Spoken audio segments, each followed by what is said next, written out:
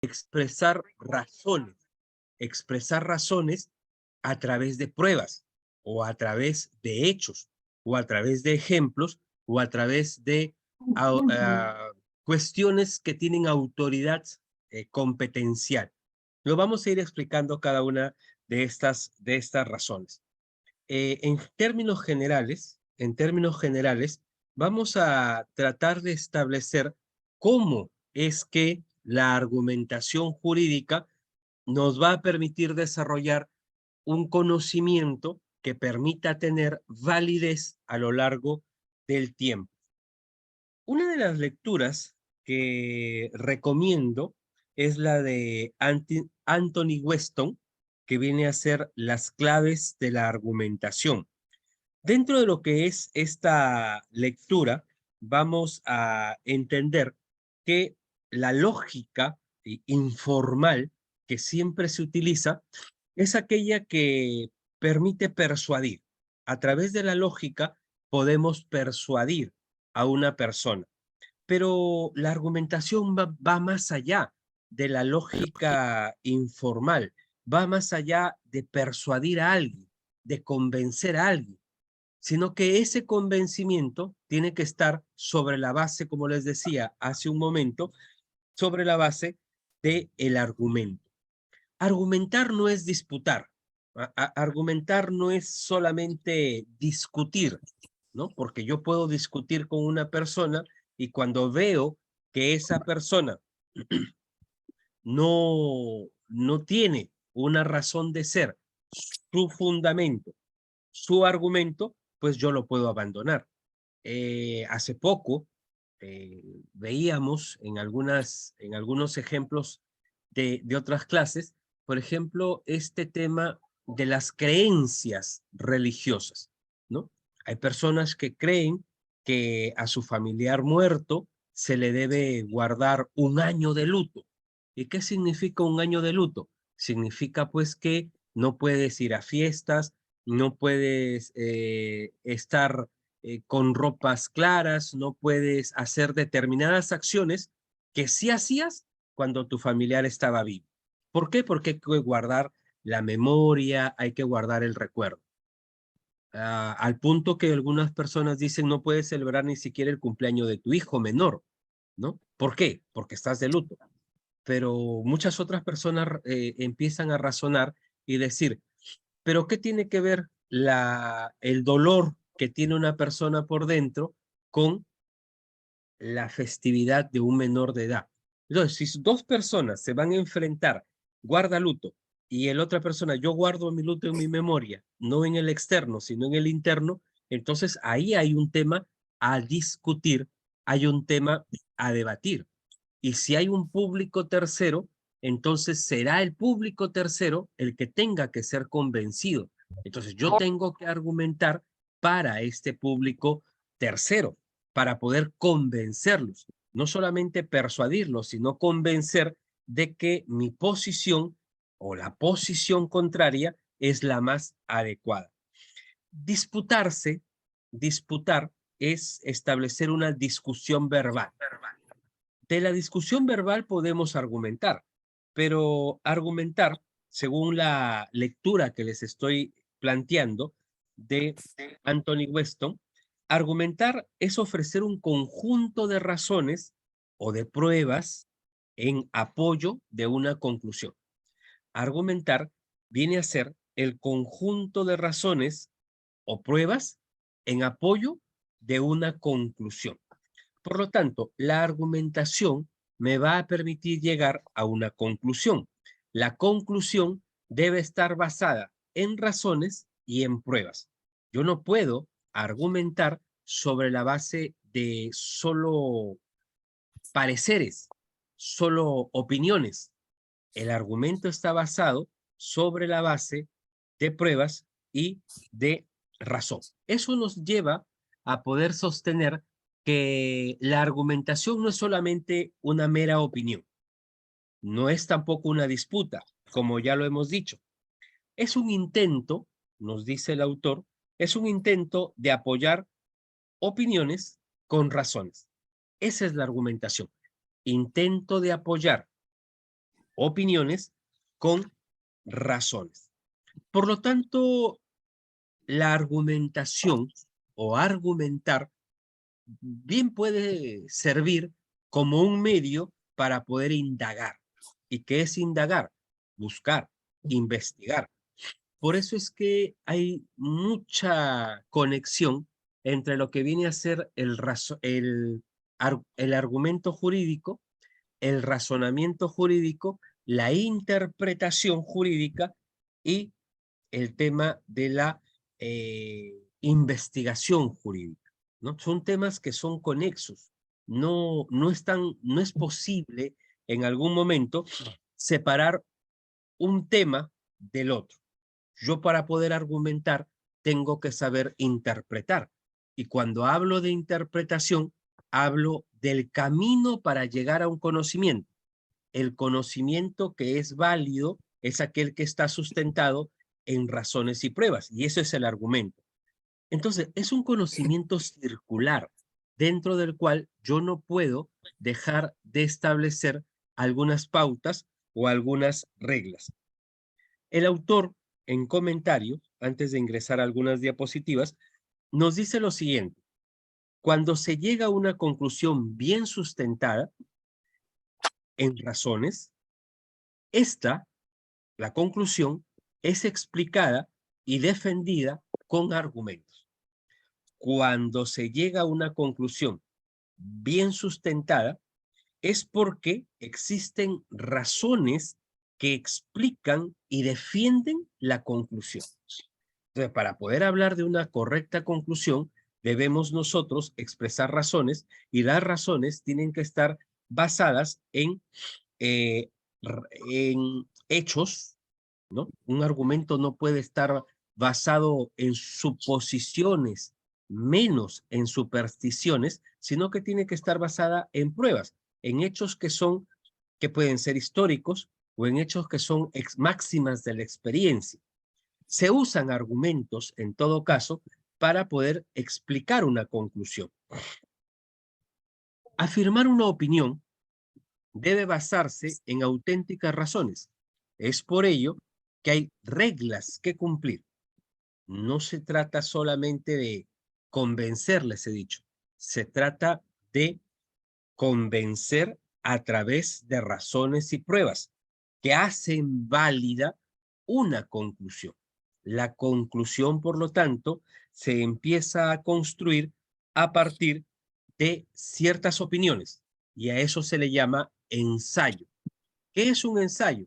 Es un trabajo de investigación que expone la idea de una persona, ¿no? Que expone la idea de una persona, y que cuando es aceptada la idea es porque ha convencido a el público destinatario. Argumentar, por lo tanto, no solamente es conocer los hechos, sino demostrar con elementos válidos probatorios que los hechos ocurrieron de la manera en la que se están presentando. Aquí hay mucho que ver, o aquí tiene mucho que ver el tema de las creencias, ¿no? Por eso empezábamos de repente con un pequeño ejemplo de discusión. Si debo o no debo guardar luto, si hacer una fiesta infantil es o no es respetar o irrespetar las memorias de los muertos, etcétera, etcétera, tiene que ver con este tema de argumentación. Los autores, sobre todo el que estamos tratando, dice que para poder escribir un buen ensayo, el ensayo se debe basar sobre argumentos. Y para poder utilizar argumentos válidos, se deben usar argumentos que sirvan para poder indagar, argumentos que sirvan para poder explicar y argumentos que sirvan para poder defender. O sea, un argumento es una razón basada en pruebas, y estas razones basadas en pruebas nos van a permitir indagar. ¿Indagar sobre qué? Sobre aquello que se presenta como dudoso, sobre aquello que se presenta como una incógnita que necesita ser resuelta, explicada y defendida para llegar a una conclusión válida. Y esto nos lleva en el interín del camino a poder analizar las argumentaciones en contra. Nadie puede llegar en un argumento a una conclusión sin haber analizado las contraargumentaciones, ¿no? Si yo digo que es de día, tengo que analizar a aquellos que dicen que es de noche, ¿no? Que es de día o es de noche. Entonces, una conclusión válida es que estamos en un interín entre la mañana y la noche, llamada tarde. El problema es a qué le llamamos tarde y desde qué momento empieza la tarde, porque esta es una argumentación que podría ser aparente. Si uno está en verano, da la sensación de que el día dura más. Si uno está en invierno, da la sensación de que el día dura menos. ¿Y cómo lo podemos comprobar con hechos? Al momento en que se prenden los postes de las luces de las calles, que es más o menos, de acuerdo al horario de las empresas, 6:15 de la tarde. Si tú prendes la luz 6:15 de la tarde en la ciudad de Chiclayo, todavía se ve la luz del sol. Y uno podría decir, oye, temprano han prendido las luces. En sentido contrario, si las apagas a las 6:15 de la mañana, que ya se ve claro también, tú dirás, oye, muy tarde las apagan. Pero si te trasladas a Arequipa, si te trasladas a Cusco, si te trasladas a otras latitudes del propio país, 6 de la tarde ya es oscuro. Entonces, si la prendes a las 6:15, ¿qué tarde lo has prendido? Entonces, habría que ver que no solamente los argumentos se basan en opiniones y razones y pruebas, sino también se pueden establecer sobre la base de hechos.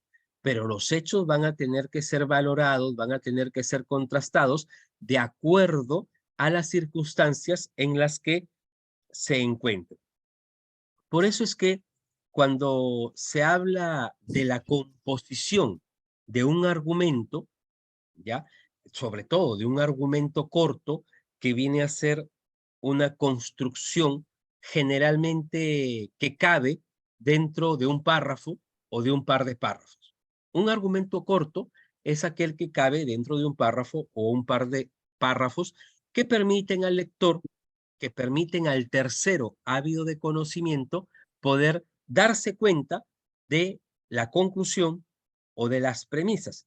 Por eso es que una de las primeras reglas, o mejor dicho, si hablamos de reglas para construir un argumento, tenemos que decir que hay que distinguir entre lo que vienen a ser las premisas y lo que vienen a ser las conclusiones. Una conclusión es una afirmación favorable dada sobre la base de razones. Esa es una conclusión. Una afirmación favorable sobre algo basada sobre la base de razones. Y las razones se basan en opiniones y pruebas. Las razones propias de cada uno de nosotros por los cuales nos permitimos afirmar, aseverar algo, eh, vienen a ser las premisas. O sea, las razones propias que nos permiten a nosotros afirmar algo, vienen a ser las premisas, ¿no? Las premisas, por lo tanto, vienen a ser aquellas explicaciones, vienen a ser aquellos hechos generales de donde podemos sacar una determinada opinión, una, un determinado conocimiento, que no es válido ni inválido, sino simplemente un conocimiento que tiene, por cierto, una determinada persona, una determinada comunidad incluso, ¿no? Por eso es que decíamos, concluir es afirmar de manera favorable a través de razones. Y las razones propias afirmativas sobre algo que se dice son las premisas. Las premisas pueden ser explicativas o basadas en hechos generales. Cuando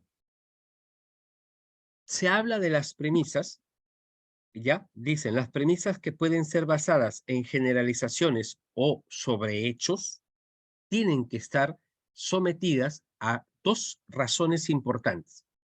La primera razón es una ejemplarización. No hay mejor manera de sustentar una premisa que colocando ejemplos y además recurriendo a o apelando a la autoridad competente. Es decir, no lo digo yo, o sea, no solamente lo digo yo, mejor dicho, no solamente lo digo yo, sino que mi dicho se basa en el hecho. Lo que les estoy comentando hace rato, vénganse a Chiclayo, si están en Lima, por ejemplo, tómense un vuelo, vénganse a Chiclayo y a las 6:15 de la tarde van a ver que las luces se prenden de los postes, ¿ya? Y está de día, y uno podría llegar a la conclusión, tal vez prematura, que aquí desperdician la luz, porque la prenden cuando no se requiere. Pero si tú tomas el avión y te vas a Arequipa a las 6 de la tarde, en estos meses por lo menos, 6:15 ya es oscuro. Entonces tú dirás, qué tacaños de repente, ¿no? Cómo no prenden las luces antes. Y podrías llegar también a una conclusión prematura, a una conclusión errada, ¿no? Entonces, ahí es donde la argumentación surte sus efectos. Argumentar sucesivamente, o mejor dicho, la sucesión de argumentos pueden llevar hacia otro argumento. Un argumento puede llevar a otro argumento y estaríamos hablando de argumentos deductivos. Entonces, para poder construir un argumento, de acuerdo a la opinión de Anthony Weston en su libro Las claves de la argumentación, dice, hay que diferenciar lo que es una conclusión basada en razones, opiniones y pruebas de lo que es una premisa. Y una premisa es una afirmación personal, ¿verdad? Válida, una afirmación personal válida. Y esto hace que los argumentos, ¿no? Puedan ser construidos sobre la base de estos dos primeros elementos. Esa es una regla. Hay que diferenciar las opiniones, perdón, hay que diferenciar las conclusiones de las premisas. Segunda regla. La segunda regla es que hay que presentar las ideas en un orden natural. Hay que presentar las ideas en un orden natural. Los ensayos que les decía son opiniones personales, afirmativas que tiene una persona, están dados por eso, simplemente pareceres, simplemente razones que tiene una persona, pero de una manera muy particular. Es el ensayo. Entonces, los argumentos se deben reordenar para encontrar un orden natural. ¿Y qué significa el orden natural? El orden natural significa que la idea sea expresada de manera clara, de manera precisa, entendible para las terceras personas. Yo a mis alumnos del curso de tesis, décimo o décimo primer ciclo, les digo, ustedes tienen siempre que tener en cuenta que cuando redactan, que cuando escriben, no escriben para ustedes, no escribes para ti, escribes para el que te va a leer. Entonces, expresa una idea de manera adecuada, expresa una idea de manera concatenada, que en otras palabras, que tenga un orden natural. La conclusión, ya, a la que se arriba en una idea, debe traslucirse de manera sola. Yo no necesito hacer mayor esfuerzo para poder entender la conclusión, porque de las premisas ordenadas de manera correcta puede salir la conclusión sin mayor esfuerzo. Diferenciar conclusiones de premisas, establecer un orden de ideas hacia un orden natural, partir de premisas fiables. Eso es importante. Se debe partir de premisas fiables. ¿Qué significa? Dar ejemplos conocidos, ¿no? No es necesario rebuscar un conocimiento, un ejemplo para poder sacar alguna premisa válida, ¿no? Es cierto que a lo largo de la literatura se han realizado se han realizado diversos sucesos históricos. Un suceso histórico, por ejemplo, es la idea de que una persona puede ostentar el poder sin mayor control, ¿no? Y ahí tenemos los grandes dictadores que han existido en la historia. ¿Y eso se ha debido a qué? Se ha debido al debilitamiento del sistema democrático en un determinado país. Cuando un país le entrega el poder a una persona sin el sistema válido de pesos y contrapesos, pues la persona que tiene el poder entregado por el pueblo va a hacer uso y abuso de ese poder. Entonces hay que partir sobre la idea de premisas fiables, ejemplos conocidos. Y también debemos recurrir a la autoridad bien informada. Y tal vez esto nos lleva al punto de la investigación, al punto de la indagación. ¿Qué significa? Que mi opinión no solamente debe estar basada en mi creencia, sino en las razones expuestas por terceras personas que tienen la calidad de autoridad en el tema, ¿no? Yo, por ejemplo, les digo a mis estudiantes también de investigación jurídica que no podrían hacer un trabajo de investigación, se me ocurre, en materia de derecho de personas si no han recurrido a nivel nacional mínimamente a Carlos Fernández Cesareo. No puedes hacer un buen trabajo de acto jurídico si no has recurrido a Fernando Vidal Ramírez. Tal vez en materia procesal penal sobre detención o prisión preventiva no podrías recurrir a un buen trabajo, no podrías tener un buen trabajo si no recurres, se me ocurre en este momento, a César San Martín Castro, por ejemplo, ¿no? En argumentación jurídica no podrías argumentar correctamente si no has leído a Robert Alexis, y así sucesivamente. Son personas que tienen cierto peso académico por las opiniones basadas en razones y basadas en argumentos. Primera regla, entonces, si tratamos de dar un orden, primera regla es diferenciar las conclusiones de las premisas.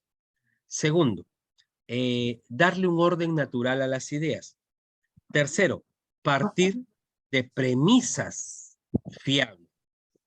El autor nos dice lo siguiente: aun si su argumento desde la premisa a la conclusión es válido, si sus premisas son débiles, su conclusión será débil, ¿no? La premisa tiene que ser fuerte, la premisa tiene que estar basada en opiniones o afirmaciones sustentadas en razones y en pruebas.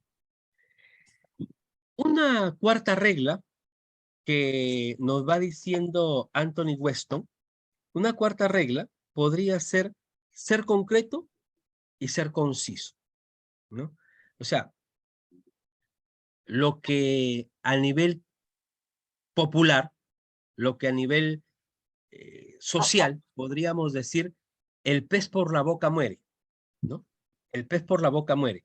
A veces tratamos de convencer a alguien y tratamos de llegar a una argumentación circular.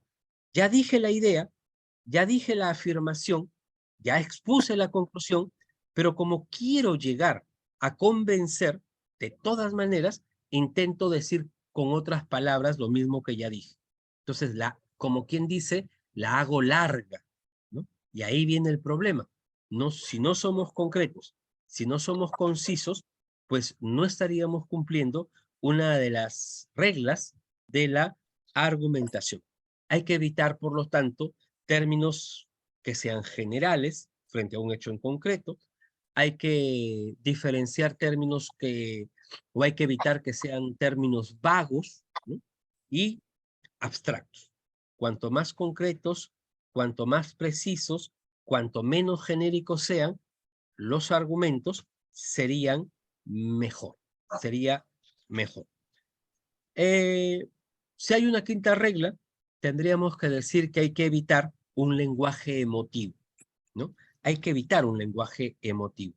Así como el árbitro debe evitar expresar su sentimiento y su corazoncito por alguno de los dos equipos a los que está arbitrando, el árbitro tiene que ser imparcial, como lo tiene que ser el juez, ¿no? Como lo tiene que ser el juez.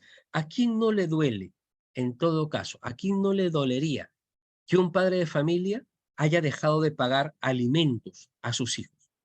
A todos, ¿no? Porque nosotros hemos sido pequeños, porque nosotros ahora somos padres y nos duele que un niño tenga que tocarle la puerta al Estado para que su padre, que tiene responsabilidad sobre él, le pase alimentos, ¿no es cierto? Nos puede doler a todos, pero el juez tiene que mantenerse in- eh, indolente, mejor dicho, ¿no? No digo que no le afecte la realidad social, pero para poder resolver, tiene que, ¿no? Tiene que desnudarse de estos tabúes de repente que puede tener una determinada sociedad. Así que hay que evitar el uso del lenguaje emotivo. En el argumento o en la argumentación también se deben utilizar términos consistentes. Dice el autor, los argumentos dependen de conexiones entre las premisas y la conclusión. Por esta razón, es crucial utilizar un único grupo de términos para cada idea. Los que han elaborado una tesis o los que están camino a elaborar una tesis van a encontrar un apartado que se llama definición de términos básicos. Cuando abrimos un libro, de pronto en el libro vamos a encontrar para fines de este tema, entiéndase este término en tal sentido. O sea, precisamos el término, precisamos los conceptos que el término puede traer, porque cada término tiene diversas acepciones. Cuando yo utilizo la palabra derecho, por ejemplo, yo lo estoy utilizando bajo el término de derecho como ciencia, puede ser, derecho como argumento, sustento, fundamento, como prerrogativa, atribución, en cuyo caso me estaría refiriendo al derecho subjetivo, o me estoy refiriendo al derecho como ordenamiento jurídico, en cuyo caso me estoy refiriendo al derecho objetivo, a la norma jurídica, o párate derecho, me estoy refiriendo a la ciencia del derecho, al derecho subjetivo, al derecho objetivo, o a una postura, ¿no? A una postura. Va por el camino derecho, va por la banda derecha, va por el carril derecho.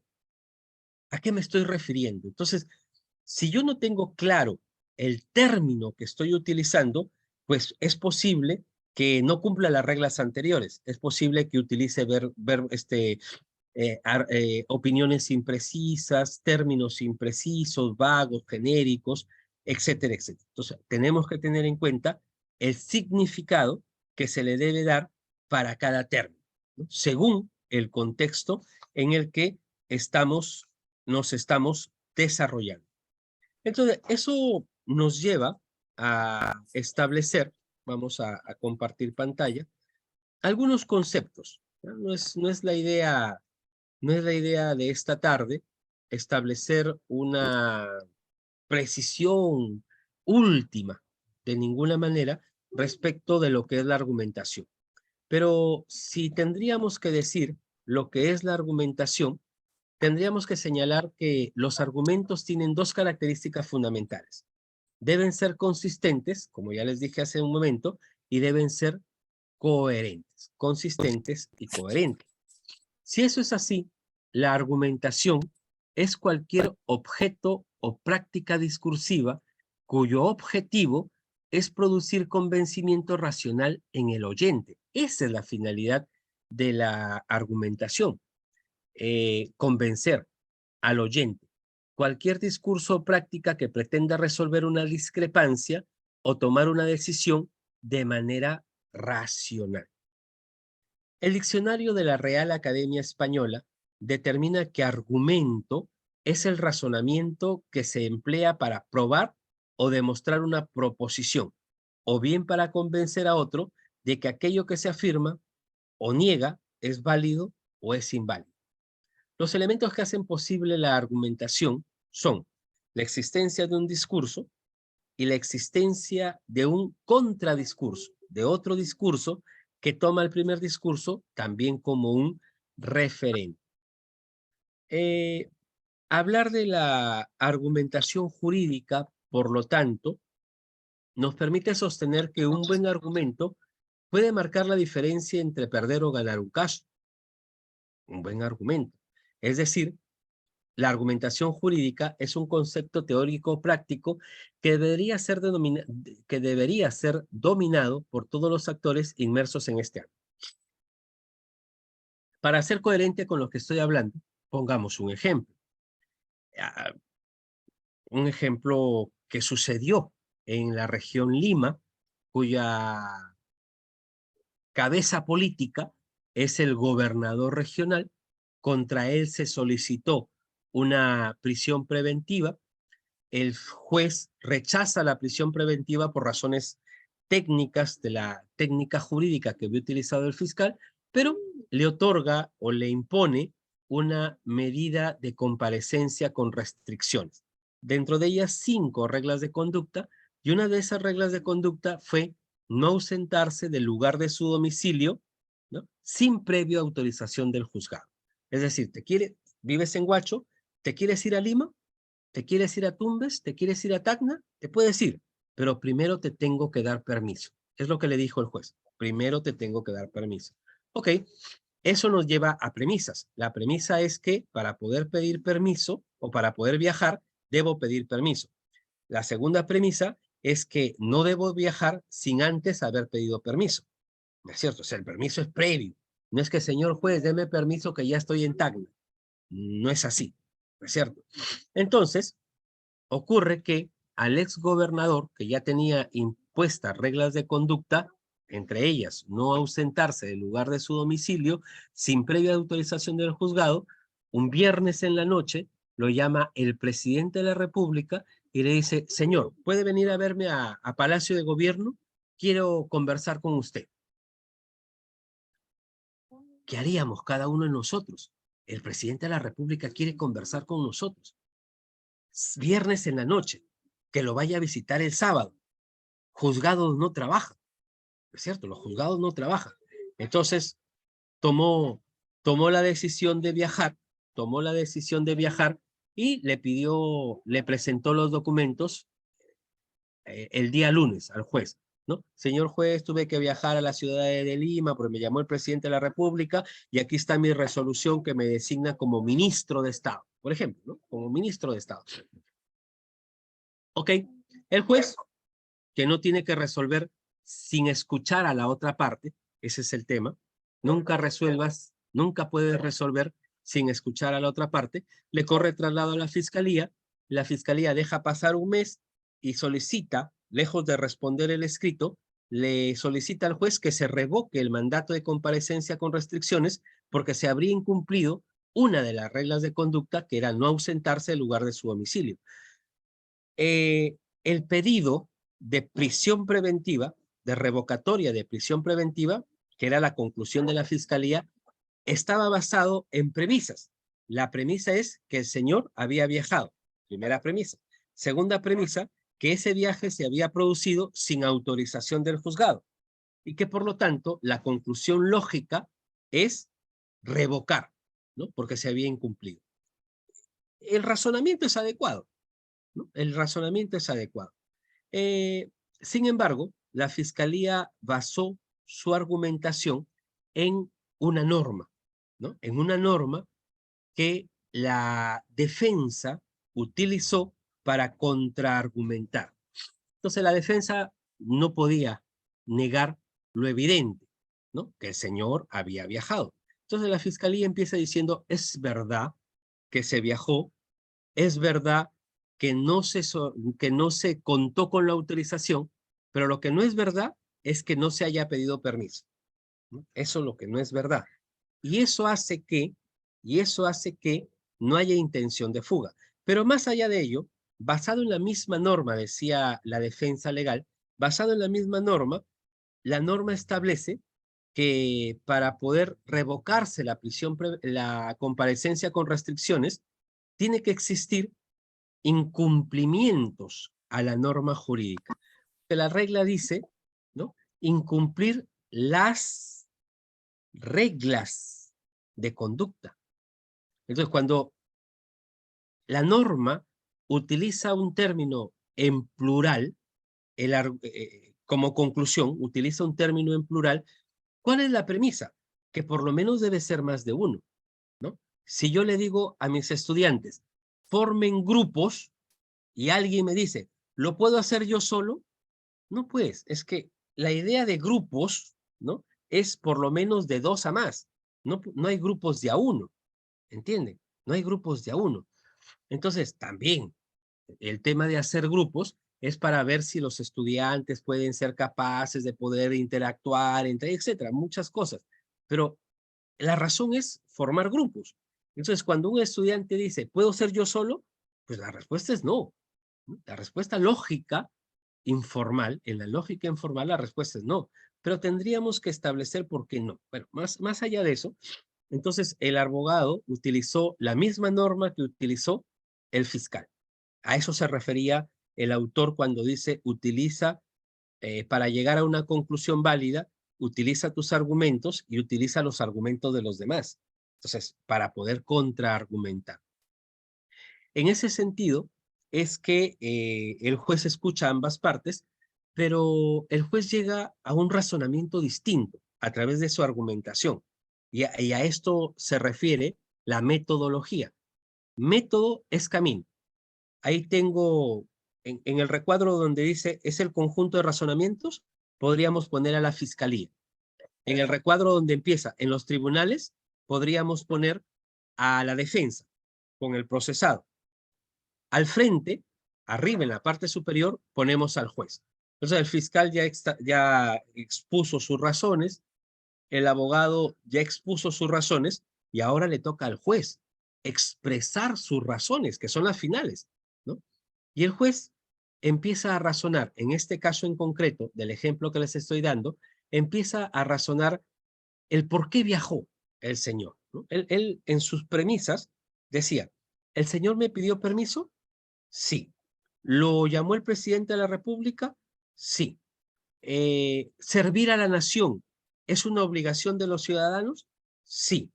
¿Trabajar es un derecho fundamental? Sí. ¿Le puedo negar el derecho fundamental a la persona por el hecho de solamente haberse ido a viajar?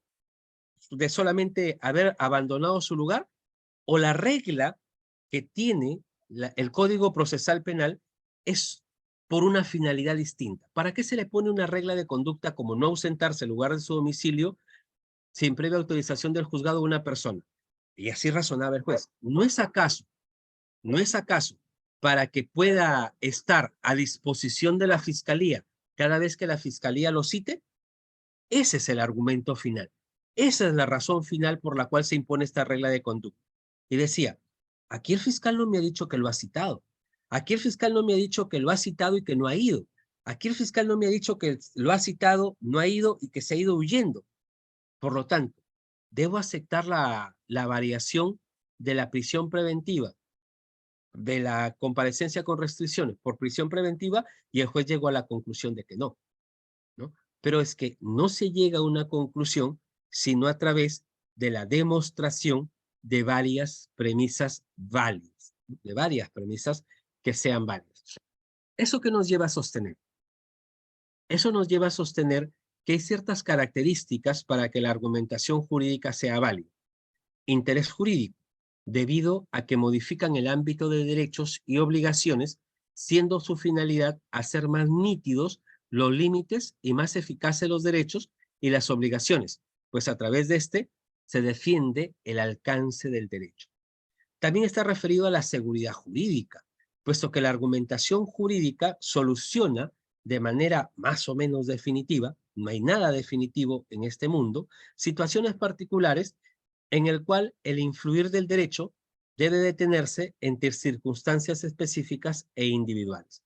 Hay que identificar a los sujetos jurídicos, ya que la argumentación jurídica se identifica o orienta a definir las acciones de un sujeto dentro del sistema de derechos y de deberes y a la vez determinar las consecuencias por haber actuado de una determinada manera.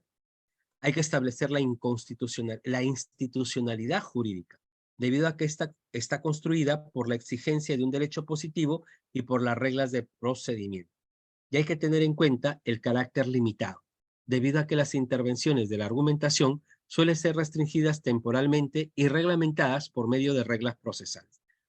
Ningún argumento es válido eternamente. Ningún argumento puede ser sostenido de una manera válida de manera eterna. ¿Y esto debido a qué? Esto debido a que de alguna manera la conducta social tiene que ver con las actuaciones que el derecho va realizando. Conforme se realiza la conducta, conforme se realiza el hecho social, el derecho va regulando ese hecho social. A veces el hecho y el derecho no coinciden, ¿no? Porque hoy día regulamos una determinada norma que mañana ya cambió en la sociedad, que mañana ya no es aceptada por la sociedad como tal, ¿no? Eh, y eso depende mucho de las valoraciones sociales que el grupo social va a tener. Por lo tanto, la argumentación jurídica viene a ser el conjunto de razonamientos de índole jurídico que sirven para poder demostrar, para poder justificar, persuadir o refutar alguna posición o proposición que va encaminada a la obtención de un resultado a favor del litigante o su cliente, o en su caso, para poder establecer la resolución de un caso controvertido. La argumentación jurídica es una rama especial de la filosofía del derecho. La filosofía es aquella disciplina que se va a encargar de hacer preguntas. La filosofía no responde, la filosofía pregunta. Son las ciencias hijas de esta ciencia madre que pregunta las que se encargarán de dar la respuesta planteada desde el punto de vista de la filosofía. Y ahí es donde entra la labor del intérprete, ¿no? Del intérprete. El juez debe interpretar la norma, porque la norma tiene como característica la generalidad, porque la norma tiene como característica la abstracción. La norma no puede ser particular, no puede ser específica. Cuanto más genérica es la norma, como en una ley, mucho mejor. Entonces, es el juez el que tiene que tratar de encontrar las razones que tuvo el legislador patrio para poder emitir una determinada norma, ¿no? Una determinada regla de derecho. Entonces, los fines de la argumentación es lógico señalar que buscan la justificación de la propia posición sobre la cuestión jurídica planteada. Yo tengo mi opinión, tú tienes tu opinión, cada uno de nosotros tenemos nuestra opinión y será la opinión mejor sustentada en razones, opiniones y pruebas las que podrá prevalecer, la que deberá prevalecer. Por eso es que en un tema de investigación del derecho no hay argumentos que no sean válidos. No hay argumentos que no sean válidos, sino que hay que mirar si los argumentos están basados suficientemente en hechos concretos, en pruebas, en opiniones de autoridades competentes. La argumentación también me permite dar respuesta a uno de los problemas centrales de la aplicación del derecho, ¿no? La aplicación del derecho tiene que ver con el método. En el ejemplo que les daba del gobernador regional, la fiscalía, yo no digo que estuvo equivocada, la fiscalía tenía cierta razón, porque la norma sí lo decía, ¿no? Si te han impuesto una regla de conducta, pues y la vulneras, pues tienes que pagar las consecuencias, ¿no? Va a haber una consecuencia. Lo que pasa es que no supo de repente sustentar todas esas razones que el juez después rebatió. La defensa tuvo razón, pero tenía una razón algo endeble también, ¿no? Porque la norma es genérica. La norma no se puede colocar en un hecho en concreto. Es lógico, es lógico que si tú cometes otro delito, no necesitas haber abandonado tu casa, no necesitas haber no pagado la caución juratoria o la reparación civil. Basta con que hayas cometido otro delito para que el Estado te revoque ese perdón que te había dado. Entonces, no es tan cierto que también no es tan cierto que para que proceda una norma se tiene que ir a la literalidad de la norma, ¿no? Cuando se incumplan las reglas de conducta, pero porque puede ser una sola, ¿no? Puede ser una sola. Entonces hay que mirarlo desde ese punto. Lograr la persuasión y el convencimiento del auditorio. Esa es una razón final una finalidad última de la argumentación, tratar de lograr persuadir y convencer al auditorio. Yo para este caso les invito a que puedan ver como ejemplo la película Dios no está muerto, ¿no? En la película, la 1, en la película Dios no está muerto, ¿cómo empieza la película? Entra un profesor a un anfiteatro, un salón de clase tipo anfiteatro, de arriba hacia abajo, y el docente está abajo, y dice, permítame ahorrarles mucho tiempo en este curso sobre argumentaciones banales y lleguemos a una última conclusión. No hay Dios, ¿no? No hay Dios. Por eso la película se llama Dios está muerto, ¿no? No hay Dios. Entonces, si ustedes firman y requiere un consenso unánime, pasamos a otra unidad del curso. Y un estudiante le dice, yo no puedo hacerlo, ¿no? Yo soy católico, yo creo en Dios, yo creo que Dios está vivo, así que yo no voy a firmar la hoja. Y ahí empieza el debate. Le da 3 días para que pueda sustentar su opinión. Entonces, el estudiante le dice, ya, muy bien, pero ¿quién calificará si es que lo hago bien o lo hago mal? Si es que convenzo o no convenzo. El profesor le dice, yo pues, yo soy el profesor. No, dice, no, no, no. No, porque usted ya tiene su opinión. Entonces, ¿por qué no le damos la condición de jurado a los estudiantes? Y el profesor le dice, pero ¿por qué darles el poder a ellos? ¿No? Porque dice, porque usted ya los convenció. Todos firmaron, Dios está muerto. Todos firmaron, menos él. Casi todos diría, ¿no? Firmaron, menos él. Entonces, ¿qué dice el estudiante? Ahora yo tengo que contraargumentar para poder convencer. Y la película se desarrolla, ¿no? Tiene una trama que termina en que los estudiantes votan y dicen, Dios no está muerto. O sea, el estudiante los convenció. El docente no pudo convencerlos en la argumentación inicial a la que ellos habían llegado al haber firmado y haber puesto Dios está muerto, pero cada uno empezó a pararse, ponerse de pie y decir, mi conclusión, me convenciste, mi conclusión es esta, ¿no? Es una película que en argumentación, en términos de argumentación, es muy interesante. Establecer las posibilidades de una racionalidad práctica. No todo es teoría, no todo está basado en un hecho teórico, sino también puede estar basado, y de hecho que no va a estar, sobre elementos prácticos. Controlar la racionalidad de una decisión jurídica. Esto es importante. Los jueces en el Perú están sometidos al mandato de la norma. Si bien es cierto, pueden basarse en ciertas experiencias, si bien es cierto, pueden basarse en ciertas actuaciones del día a día, no es menos cierto, no es menos cierto que estas tienen que estar debidamente motivadas. La motivación es la razón que llevó al juez para poder llegar a una conclusión final. Y esa conclusión no solamente tiene que convencerlo al juez, tiene que convencer al tercero, ¿no? Cuando en esta salsa, música de salsa, el preso le pregunta a la señora Ley, ¿por qué me castiga, señora Ley? La señora Ley tiene que responderle. Y la señora Ley tiene que responderle bajo 2 premisas en el derecho penal. Bajo la premisa de la prevención general dirigida a todos los ciudadanos y bajo la premisa de la prevención especial.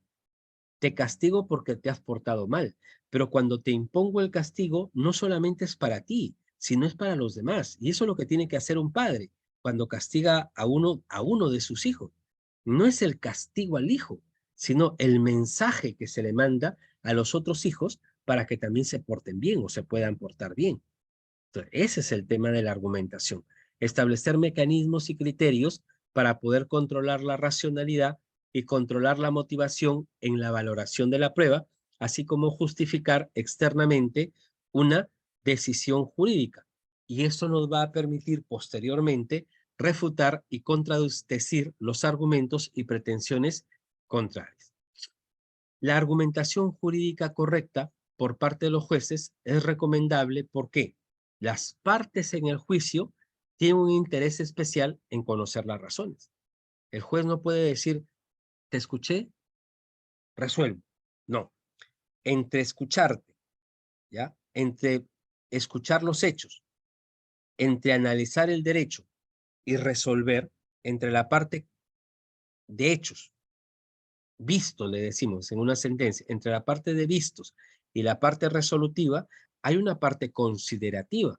Y en esa parte considerativa, el juez debe convencer, el juez debe persuadir a la persona que ha cometido el delito y a la sociedad para que no se atreva a cometer el mismo delito por el cual está siendo castigado el sujeto. Eso es en el tema del derecho penal, ¿no? El Tribunal de Apelación y la Corte Suprema tienen mejores posibilidades de garantizar la protección jurídica de las partes. ¿Por qué? Porque ya lo ven de una manera mucho más abstracta. Hay varios problemas que presenta la argumentación.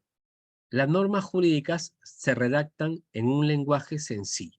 Es lo que debería ser.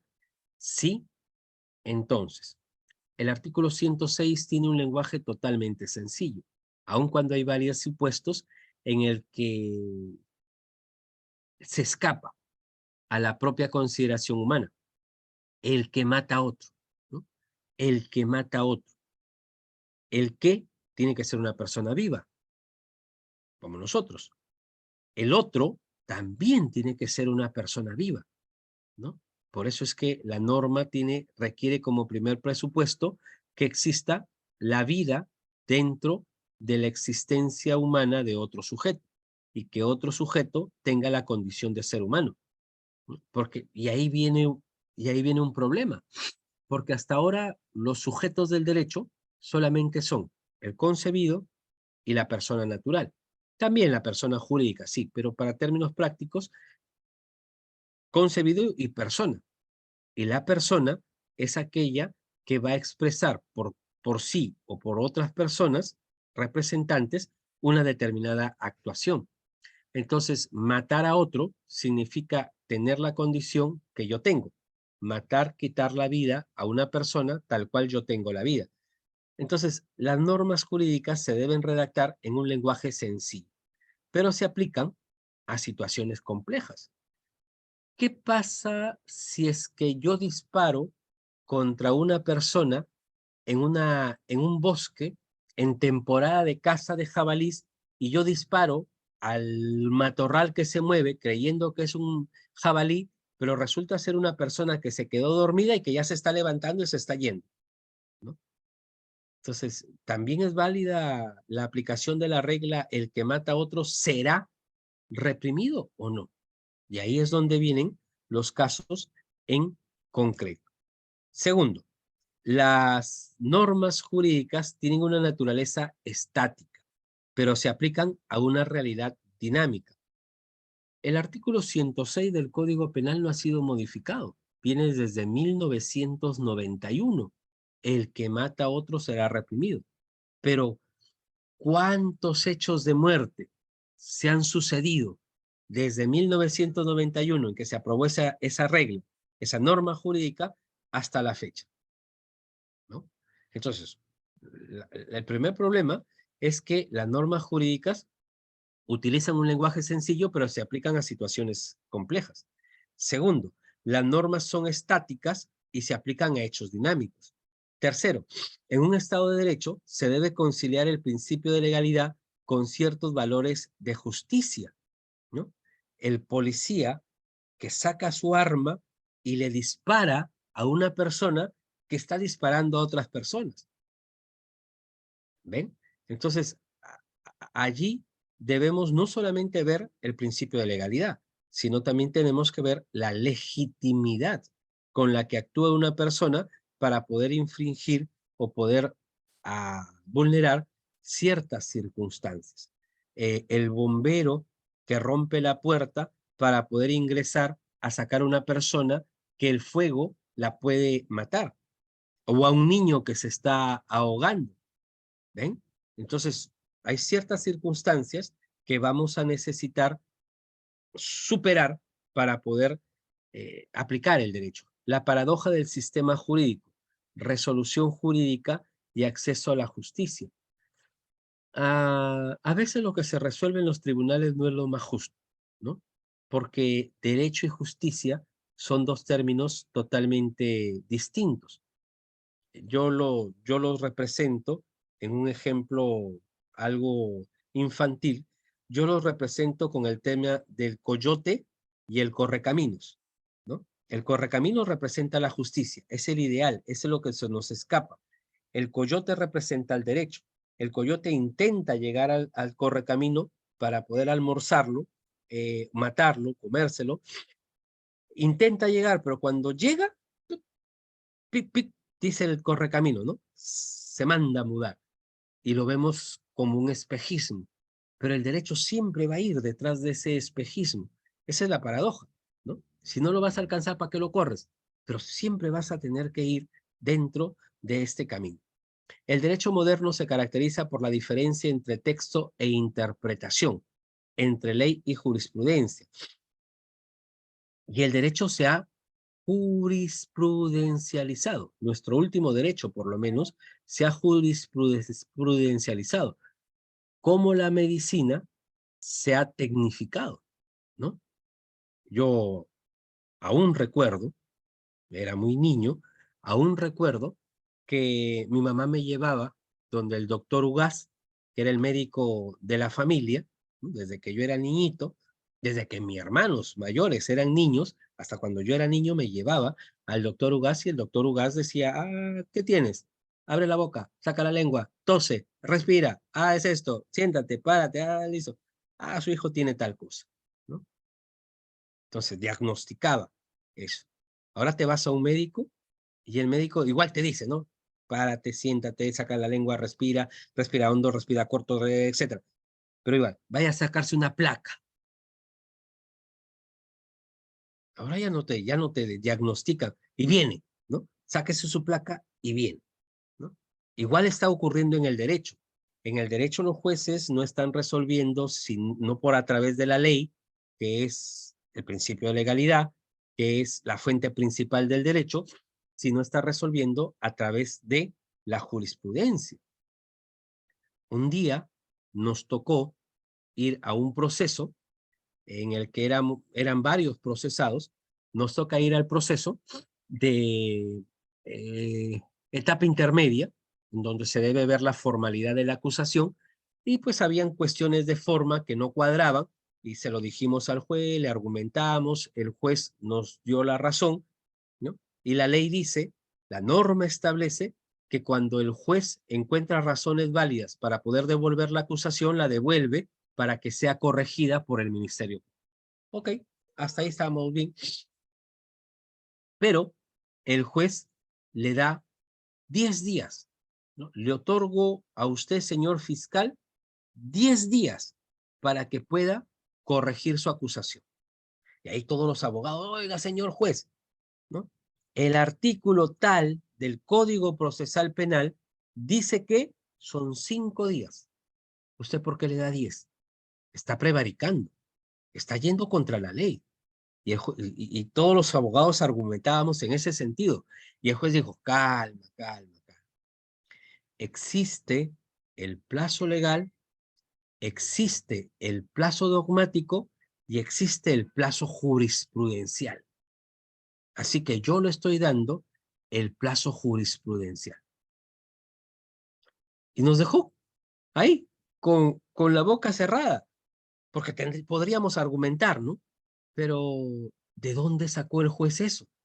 De este hecho que está ocurriendo en la vida social. Se está desarrollando todo de acuerdo a la jurisprudencia.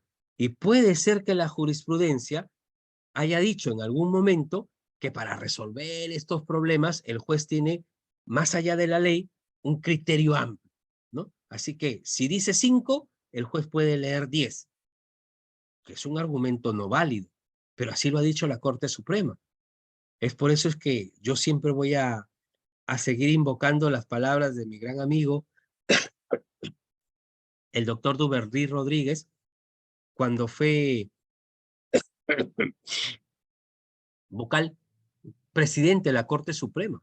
¿no? Él dijo, tengan cuidado con lo que dice la Corte Suprema, porque la Corte Suprema dice supremas barbaridades. Tengan cuidado con lo que dice la Corte Suprema, porque la Corte Suprema dice supremas barbaridades. Y este fue un caso.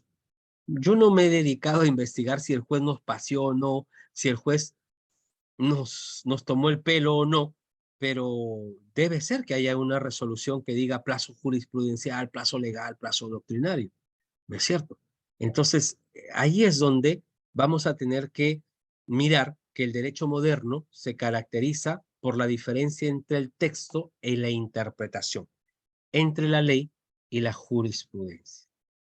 Un problema un sexto problema que podría justificar la necesidad de una teoría de la argumentación jurídica es que hoy en día no es posible entender a la sentencia como una duplicación del derecho legal ni a la jurisprudencia como un simple acto de reproducción de la ley. Tiene que estar basada en argumentaciones, tiene que basarse en argumentaciones. Y eso nos lleva, por lo tanto, a sostener que existen diversas teorías que hablan sobre la argumentación. Vamos a pasar esto para poder llegar a un punto en general. Eh, la, eh, la teoría de la argumentación jurídica es aquella que permite entender razonamientos propios de la motivación, ¿no? No hay necesidad de cometer suicidio académico para poder establecer la necesidad de que la argumentación cada día corresponde a una necesidad. Manuel Atienza, en El derecho como argumentación, sostiene que la expresión argumentación jurídica tiende a centrarse en el discurso jurídico justificativo, particularmente el de los jueces, en tanto que método jurídico tendría que hacer referencia también a otra serie de operaciones llevadas a cabo por los juristas profesionales y que no tienen estrictamente el carácter argumentativo. Habría que mirar el cómo lo dice Manuel Atienza, ¿no? Porque finalmente los jueces están en la obligación de basar sus argumentos sobre la base de interpretaciones. Interpretar es tratar de encontrar el sentido y el alcance de una norma. ¿Qué sentido tiene la norma? ¿Cuál es su alcance? El ejemplo del gobernador, ¿no? ¿Qué sentido tiene imponerle a una persona una regla de conducta y que cuando viaja por razones de trabajo se le trate de castigar? ¿Se puede hacer eso? ¿Esa es la razón de la ley? ¿Evitar que la persona se mueva bajo cualquier circunstancia? ¿Saben por qué es necesario dar respuesta a esto? Porque si la respuesta fuera que la razón de la ley es evitar que se mueva de su casa, esa persona no podría ir ni a la tienda, ni al hospital, ni al mercado. Esa es la razón de la ley. O sea, la ley tiene que ser interpretada. La ley tiene que ser buscada en su sentido correcto y en su alcance. Lo que pasa es que cuando los jueces tienen que convencer a la sociedad, porque tiene que convencer a la sociedad, tiene que hacerlo sobre la base de argumentación jurídica, mucho más sólida que cuando un dogmático intenta convencer a la opinión jurídica. Si yo no logro convencer a la opinión jurídica, mi opinión puede ser, mi teoría puede ser descartada o puede ser tomada en cuenta solo por un sector. Y ahí es donde tenemos las teorías mayoritarias y las teorías minoritarias. Pero siempre vamos a tener que recurrir a este tema de la argumentación. La teoría estándar de la argumentación jurídica distingue entre decisión judicial y discurso conectado con la decisión y, por otro lado, entre el carácter justificativo y el carácter descriptivo y explicativo. Discurso justificativo de los jueces de las razones que ofrecen como fundamento o motivación de sus decisiones. Como les dije, los jueces no solamente resuelven el caso en concreto, los jueces tienen que entender y pensar que su razonamiento debe ir hacia la sociedad, ¿no? Hacia la sociedad. Es como cuando les mencioné, un padre de familia que castiga a su hijo y que tiene otros hijos, tiene que mirar, ¿no? Tiene que mirar las razones que va a utilizar también para sus otros hijos. Si les das permiso a uno, por X razones, tienes que darles el mismo permiso en momentos iguales, ¿ya? Bajo circunstancias similares. Cuando hablamos, por lo tanto, de la argumentación, hemos dicho que ésta consiste en estructurar un pensamiento a través de una serie de reglas que deben ser razonables y que sirvan para persuadir al destinatario de la veracidad o validez de una tesis. El razonamiento jurídico es, pues, interpretación y valoración, ¿ya? No se puede, no se puede llegar a un argumento basado en razones, opiniones y pruebas, si no es a través de la interpretación y de la valoración. Interpretar es encontrar el sentido y el alcance que puede tener una norma. Y ese sentido y alcance, valorarlo de acuerdo al hecho en concreto, ¿no? De acuerdo al hecho en concreto. Otro ejemplo se podría dar cuando en la región Lima, ¿ya? Un ciudadano de Cañete presenta una acción de cumplimiento contra el gobernador regional, contra el presidente en ese tiempo, presidente regional, y le dice, ¿sabes qué, señor juez? Yo le he dicho al gobernador que me traiga la sede para Cañete, pero él no quiere hacer caso. Y la ley dice que la sede del gobierno regional estará apostada en la provincia con más población. Y acá está el censo, acá está el resultado del censo, que dice que la provincia de San Vicente de Cañete es la provincia más poblada en la región Lima. Por lo tanto, la sede tiene que estar en Cañete. El juez resuelve que la sede se traslade a Cañete. Pero es un método de interpretación, el método literal. Entonces, un ciudadano de Huacho presenta una acción de amparo contra esta acción de cumplimiento, contra la sentencia de la acción de cumplimiento.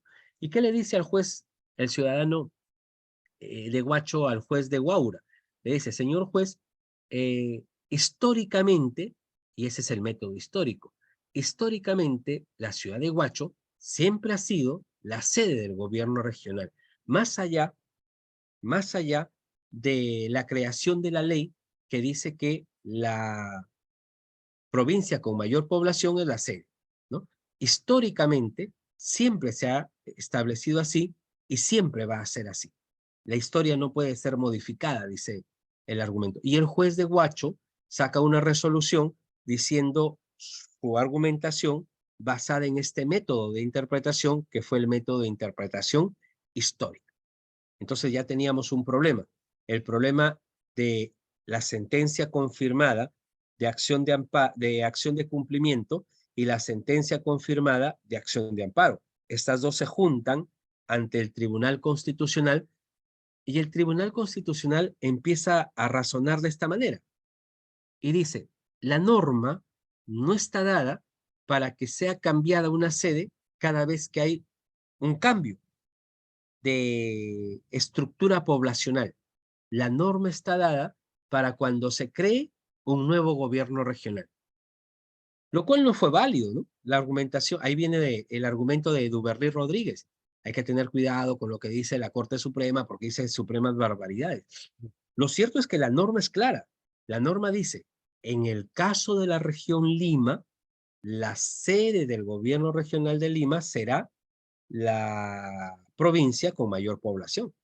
Eso es lo válido.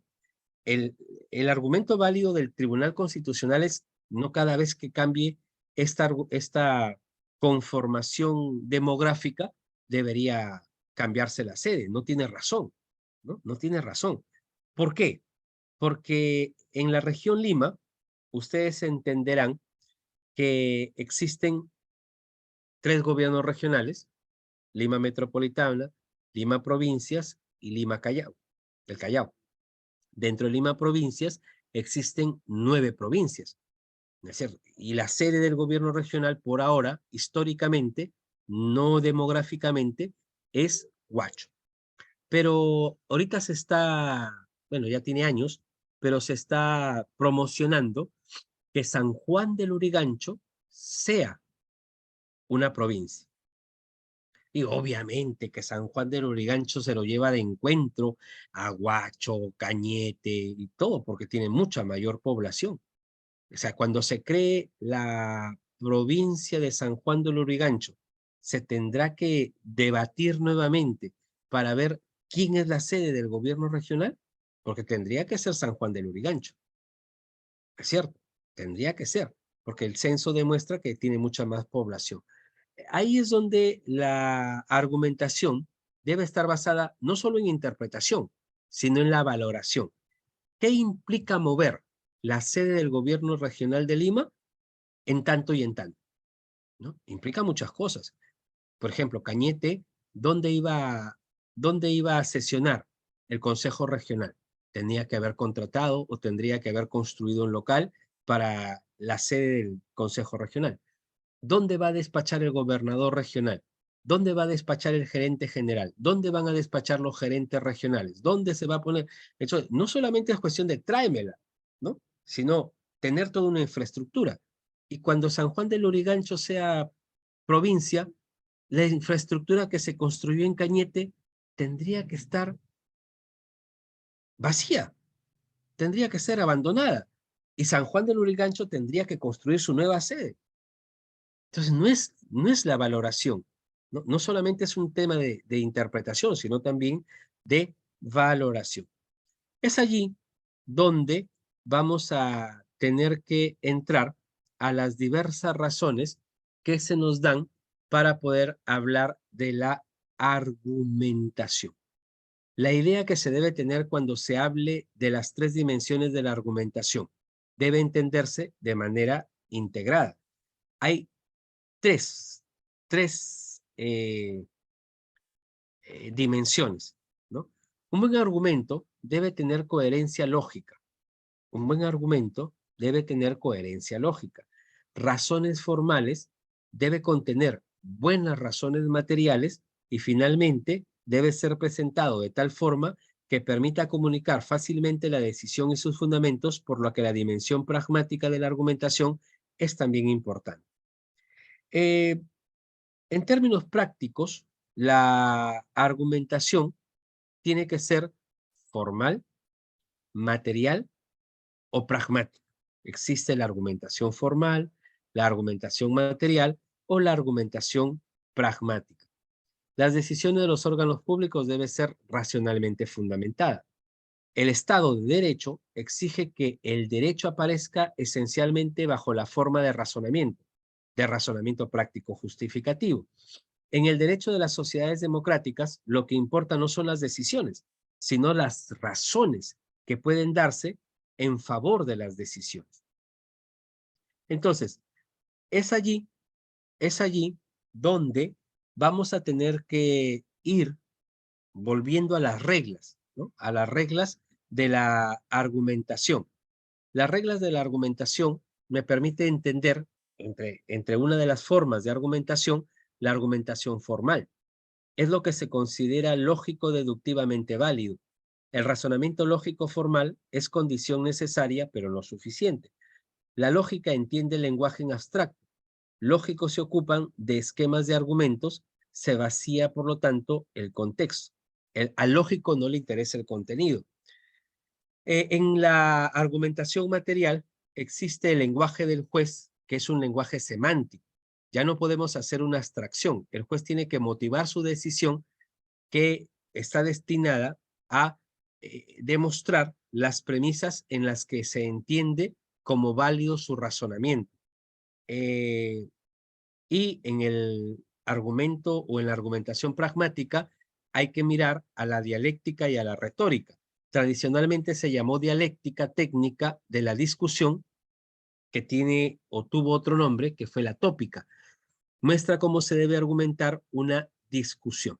De dónde arrancar una discusión es problema de la dialéctica. Y si yo soy el antagonista, empezaré planteando en que estamos de acuerdo, en lo que estamos de acuerdo primero.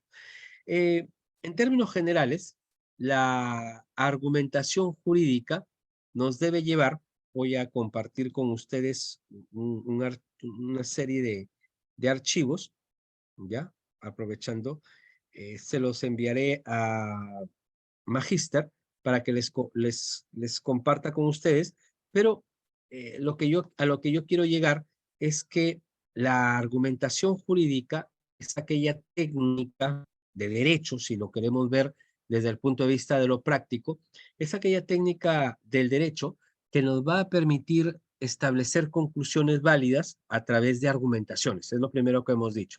Establecer conclusiones válidas a través de argumentaciones. Y estas argumentaciones tienen que ver con la razón, las razones, y tienen que ver con las pruebas. Las pruebas y las razones se basan o pueden basarse sobre hechos, que tienen que ser hechos concretos, no genéricos, y tiene que basarse sobre opiniones de autoridades reconocidas. Entonces, establecer una disposición, establecer un convencimiento a través de la argumentación es dar las razones, ¿ya? Para que una persona se pueda motivar en ella. En este archivo, que se los voy a compartir, se dice que en cuanto a la noción de argumentación, consiste en estructurar un pensamiento a través de una serie de reglas que deben ser razonables. Sirve para disuadir al destinatario de la veracidad o de la validez de una tesis. ¿Qué es una tesis? Una tesis es una idea que es expuesta ante terceras personas para que sea aceptada o para que sea rechazada. Esa es una tesis. Presentar una idea a un grupo de personas que bajo su autoridad de expertos puede aceptarla o puede refutarla. Y en eso consiste la crítica. Eh, la, la argumentación, o sea, de acuerdo a este archivo, está estructurada sobre la base de una premisa mayor que siempre se va a poder identificar con la norma, por ejemplo, artículo 106, el que mata a otro, y una premisa menor, que siempre va a estar relacionada con un hecho en concreto, el disparar contra un arbusto que se mueve en época de temporada de caza, creyendo que era un jabalí, cuando realmente era una persona, ¿no? Premisa menor que va a tratar de ser estructurada sobre la base de la premisa mayor. Aquí lo tenemos. Aquí están los elementos. Por lo tanto, los elementos del argumento son premisa mayor, premisa menor. La premisa menor está referida siempre, por lo general, a la norma, y la premisa menor siempre va a hacer referencia de manera fáctica, de manera específica, a hechos.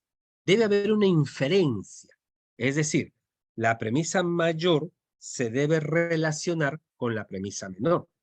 Y esta relación entre premisa mayor y premisa menor nos debe llevar a una conclusión, que viene a ser que no es sino la proposición final. Y por lo tanto, es el juez el que va a hacer el razonamiento, el trabajo deductivo. Va a realizar lo que se llama un silogismo deductivo, partiendo de la norma hacia el hecho en concreto y volviendo a la norma. Ese procedimiento se llama subsunción, ¿no? Partes de la norma, vas al hecho, del hecho retornas a la norma y sale la inferencia que me va a permitir la relación entre dos o más premisas. Como tal, hemos dicho que la argumentación tiene que ser coherente, tiene que ser razonable, tiene que estar basada en elementos de suficiencia y tiene que tener claridad.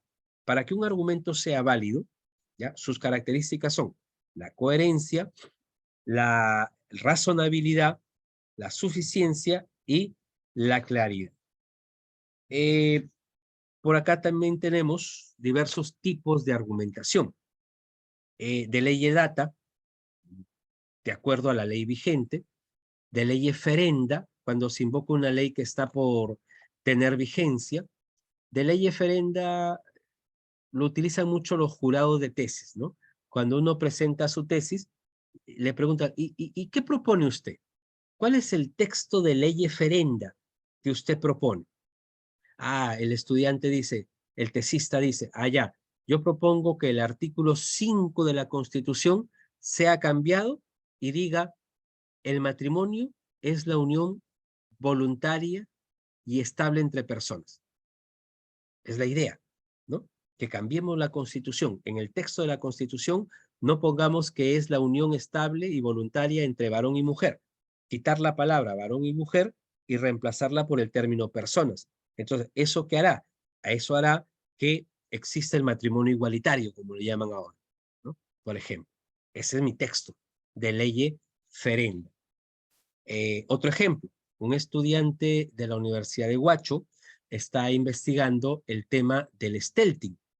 ¿Qué es el stealthing? Es empezar una relación sexual, ¿ya? Netamente sexual, con el consentimiento de ambas partes, pero con el uso de protección, con el uso de condón. Y una de las partes retira o se retira el condón. Disculpen un momentito. ¿Aló? Sí, ya voy terminando. Se retira el condón sin conocimiento de la otra parte. Hay una violación sexual, hay una agresión sexual cuando no le comunicas a la parte con la que te pusiste de acuerdo para tener una relación sexual consentida, pero a través de medios de protección como el condón, te retiras el condón, no se lo dices, ¿la estás agrediendo sexualmente o no? Entonces, allí es donde debes proponer un texto de ley eferente. Otro tipo de argumentación es autoritate, cuando se utiliza como respaldo de una argumentación a una autoridad, autor de una institución. Señores magistrados, por si acaso no lo digo yo, ¿no? Por si acaso no lo digo yo, lo está diciendo nada más ni nada menos que el presidente de la Corte Suprema, el que dirige todo el poder judicial en el Estado peruano. Él está diciendo que hay que tener cuidado con lo que ustedes dicen, que son supremos, porque dicen supremas barbaridades. Por ejemplo, ¿no? Entonces, ¿el presidente de la Corte tiene cierta autoridad para decirlo? Sí, tiene más que autoridad para decirlo. Ad populum se utiliza para enervar sentimientos del pueblo. Esto de la toma de Lima, ¿no? Esto de la toma de Lima, más allá de estar a favor o en contra del gobierno, pero basar en que hay hechos que están relegando al pueblo peruano, etcétera, etcétera, es un argumento popular, ¿no? Es un argumento popular que el ciudadano del campo nunca ha sido escuchado y todo lo demás, no es sino un argumento popular que no tiene mucho asidero. Analítica, fortiori, arren, a rúbrica, existen diversos tipos de argumentaciones. El tiempo nos va ganando, el tiempo es un poco cruel en estas circunstancias, pero se les compartirá este tema de las diapositivas y de los diversos archivos que yo tengo. Me interesa, por eso lo voy a poner acá, me interesa que revisen este archivo, ¿ya? Este archivo que es de la Academia de la Magistratura. Tiene dos temas que son importantes tenerlos en cuenta, la argumentación y la redacción. ¿Y por qué me interesa? Porque aquí están las diversas pautas que se le dan a los profanos, a los que estudian el PROFA para hacer programa de perfeccionamiento y acceso a la administración de justicia. Los que quieren ser jueces, los que quieren ser fiscales tienen que llevar un curso de capacitación y este es el curso de capacitación en argumentación jurídica. Tiene los diversos enlaces, por eso es que me interesa que ustedes puedan revisarlo. Tiene los diversos enlaces que les va a permitir a ustedes poder estructurar todo el curso, ya de la manera como lo revisan los jueces, de la manera como lo revisan los fiscales que quieren o acceder a ser titulares o al ascenso, ¿no? Y hay toda una variedad de temas, hay una variedad de videos. Yo he tratado de ser lo más concreto posible, lo más sucinto posible, pero no hay manera de agotar este texto si no es a través de su lectura, ¿no? Si no es a través de su lectura. Entonces, es la parte que quiero compartirles con ustedes. La información se comparte, ¿ya? Y decirles, finalmente, que es importante respetar las reglas. Es importante respetar el tema de el orden. Es importante tener claro que para poder argumentar yo debo basarme en razones, ¿no? Nadie tiene la verdad en las manos. Nadie tiene una verdad en la mano. Lo que tenemos son posiblemente creencias sobre algo. Pero para que esa creencia sea una premisa afirmativa válida, tendrá que estar sometida a comprobaciones, tendrá que estar sometida a verificaciones. Sí, aquí nos dicen que les envíe el enlace. Voy a colocarlo en un drive, dentro del drive, en un archivo, para que los organizadores del evento lo puedan realizar. ¿Ok? Entonces, yo les pido, por favor, que empiecen analizando esta guía práctica de la Academia de la Magistratura. Tiene algunos años, ¿no? Tiene algunos años, es prepandemia, pero si se dan cuenta, la argumentación jurídica es teórica, ¿no? Se basa en hechos, se basa en ejemplos, pero es teórica y la teoría no cambia, se enriquece día a día. Así que yo quedo muy agradecido con cada uno de ustedes. Es domingo, estamos en otras actividades, algunos ya nos toca viajar a nuestros lugares de trabajo. Yo estoy ahorita en la ciudad de Chiclayo, pero debo ir ya a la ciudad de Huacho para poder reincorporarme después de una licencia penosa, por cierto, al fallecer mi padre, pero tengo que reincorporarme con todos los trabajos habidos y por haber. Se los voy a compartir, y quedo agradecido.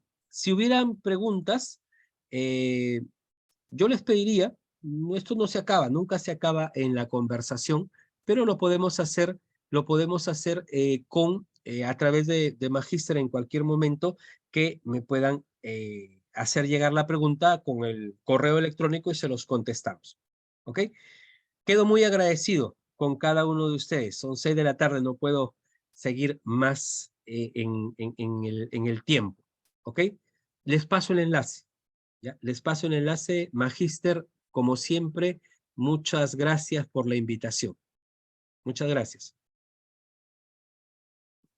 Gracias a ustedes. Denme solo un par de minutos y le paso al correo de Magíster. Muchas gracias. Hasta luego.